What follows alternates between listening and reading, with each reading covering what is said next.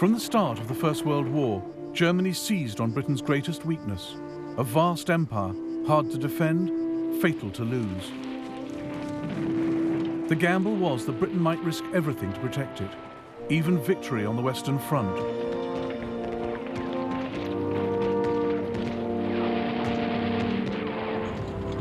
War for Europe meant war for the world.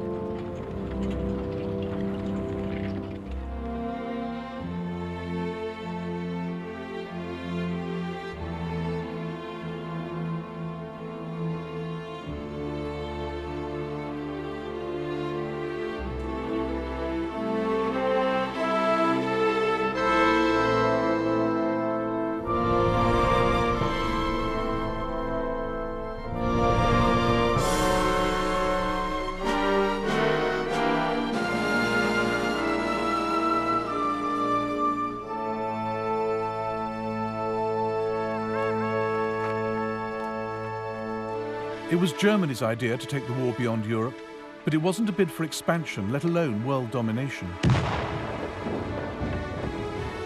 The aim was to take the pressure off her armies in Europe by attacking the British Empire, hoping to divert Britain's troops, ships and resources to defend distant colonies. Britain also had no thought of a bigger empire.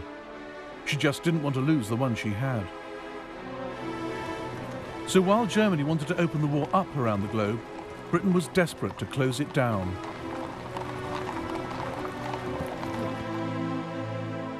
Maurice Hankey, Secretary of the Committee of Imperial Defence, realised the empire was Britain's Achilles heel and warned against letting Germany use it to distract Britain from her war effort. Forces must not be diverted to minor operations, to the prejudice of the concentration in the main theatre and the safety of the trade routes.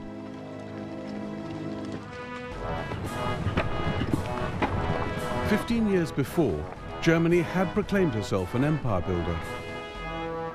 The Kaiser had taken his country into the 20th century as a German admiral, creating a global German navy.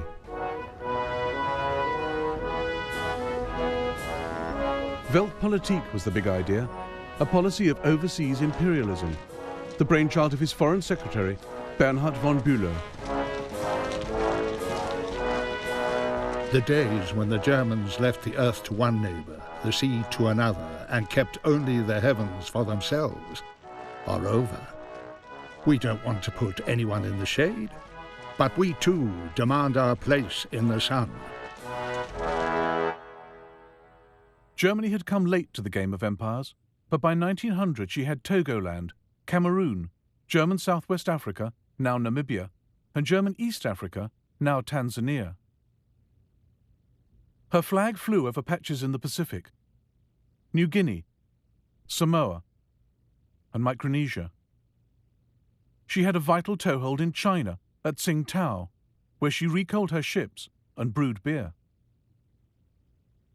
Grand Admiral Alfred von Tirpitz saw this as just the start. We are now standing only at the beginning of a new division of the globe.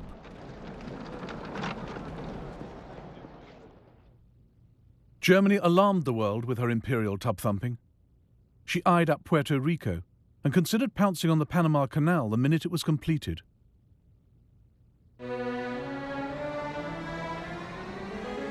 But the boldest of all the Kaiser's schemes was Operational Plan 3. The East Coast is the heart of the United States, and this is where she is most vulnerable. New York will panic at the prospect of bombardment. By hitting her here, we can force America to negotiate.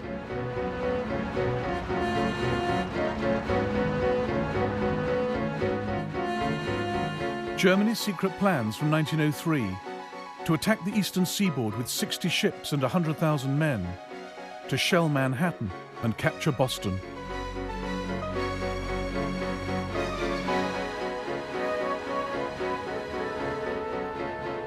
The outlandish scheme was driven by the Kaiser's resentment of America's growing power in the Pacific. He believed in a militarist state and increasingly hated what the West stood for. Service to mammon, greed, self-indulgence, land-grabbing, lying, treachery, and not least murder. The Kaiser thought capitalism was vulnerable, that a strong enough attack on its international systems of trade, credit and insurance could bring the edifice tumbling down. Operational Plan 3 was dropped, but not the hostility towards capitalist empires.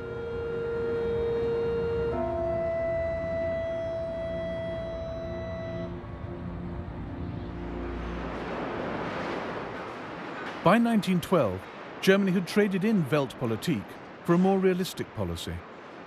Now, her military machine prepared for a European, not a global war, and the army got the budget increase, not the navy. The first day of war found Germany's high seas fleet trapped by the mighty British Navy in the North Sea. And all the German Navy had to threaten the entire British Empire was a scattered force of 17 cruisers linked by a wireless network to Berlin.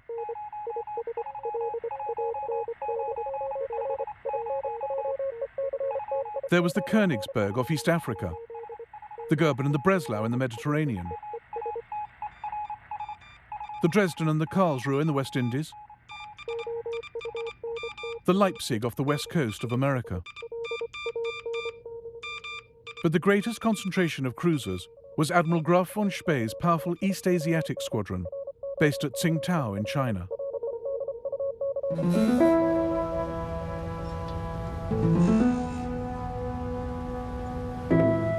Tsingtao gave Germany a huge area of operations, across the South China Sea and into the Pacific. Seizing it would cut the squadron's lifeline. Britain saw the urgency, but lacked the resources. So, 2 days into the war, she turned to her ally Japan.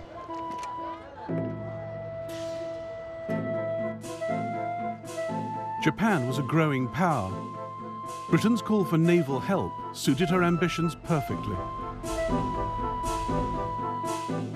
Together, Britain and Japan would capture Tsingtao, vital German base, and the Kaiser's pride and joy.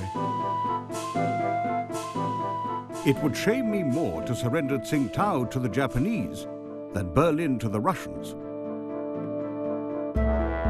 On the 2nd of September 1914, 60,000 Japanese troops landed up the coast, violating China's neutrality. They met up with 2,000 British and closed in on the German garrison of 4,500. It's unbearable. All we can do is sit and wait for this bunch of monkeys to arrive. Every day they get a bit closer. No one expects to get home in one piece. No hope of reinforcements. The noose around our necks is getting tighter and tighter.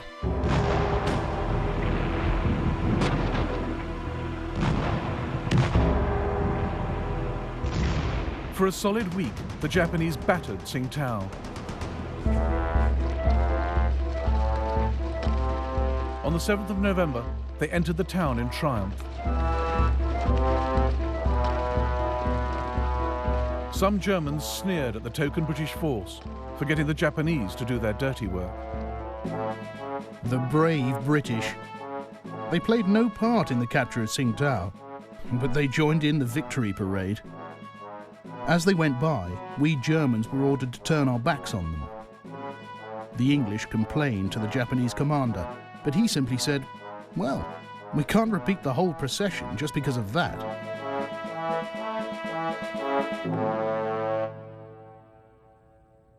The capture of Tsingtao gave Japan a launch pad to pursue her empire building. Within weeks, she demanded territory and trading rights from China. Japan also seized all German possessions north of the equator. Australia and New Zealand were quick to steal those to the south. Much to America's frustration, Britain had empowered Japan in the Pacific.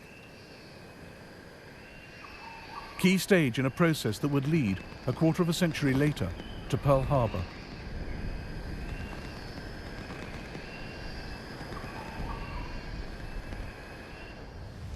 Germany's loss of Tsingtao, far from neutralizing Spee's squadron, ensured its destructive power would be felt around the globe. The best German cruiser commanders, like Spee, were fearless mavericks whom the war turned into heroes. Superb sailors with the instincts of pirates. The Kaiser had given them full authority to make their own decisions in wartime. The heavy responsibility of the officer in command will be increased by the isolated position of his ship. But he must never show one moment of weakness. Above all, the officer must bear in mind that his chief duty is to damage the enemy as severely as possible. Spee now split his squadron. The light cruiser Emden, under Captain Karl von Müller, made for the Bay of Bengal. Spee in the Scharnhorst led his other ships across the Pacific.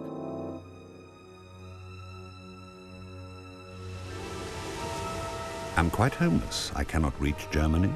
I must plough the seas of the world, doing as much mischief as I can. At the Admiralty in London, Winston Churchill fretted about where Spee would show up next. The vastness of the Pacific and its multitude of islands offered him their shelter. And once he had vanished, who should say where he would reappear? He was a cut flower in a vase, fair to see, yet bound to die. But so long as he lived, all our enterprises lay under the shadow of a serious potential danger.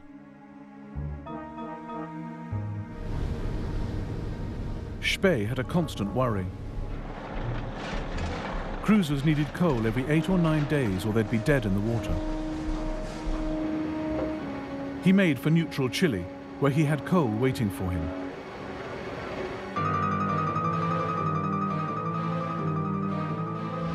On the 1st of November 1914, he ran into a British fleet off Coronel.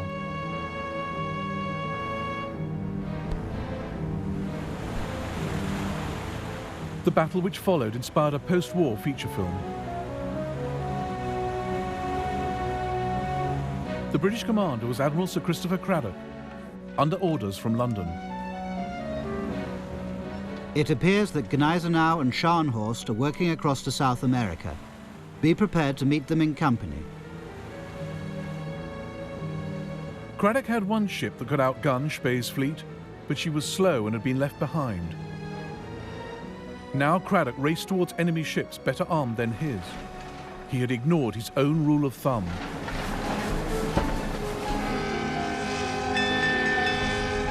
A naval officer should never let his boat go faster than his brain. I immediately ordered Scharnhorst and Gneisenau to go full steam ahead, and within 15 minutes I was racing against heavy seas at 20 knots and came to lie parallel with him.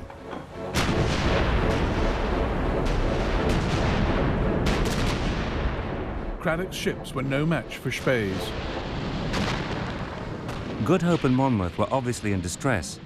Monmouth yawed off to starboard, burning furiously. There was a terrible explosion on Good Hope between her mainmast and her after funnel. The gust of flames reached a height of over 200 feet, lighting up a cloud of debris that was flung still higher in the air.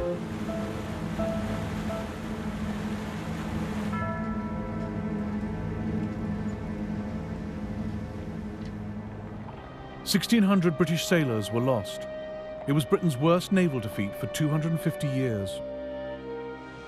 The global war was going Germany's way.